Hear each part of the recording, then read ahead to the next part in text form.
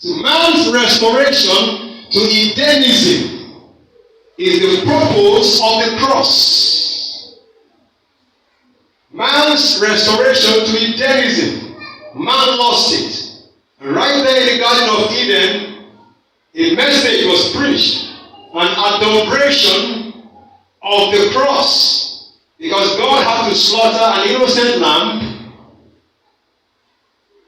Blood was shed in the garden.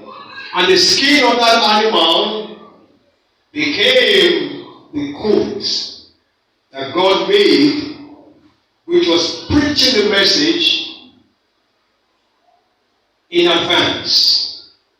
Because all that Jesus would later come to do was already done in the Garden of Eden. The Bible says the Lamb of God was slain before the foundations of the world.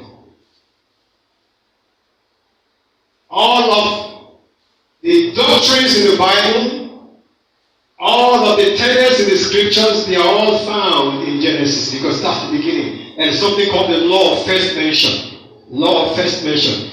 That means how a particular doctrine first appears or is first mentioned in the Bible sets the tone or sets the pace for subsequent occurrences. Whether it's marriage, it's in the Garden of Eden. The church, in the Garden of Eden.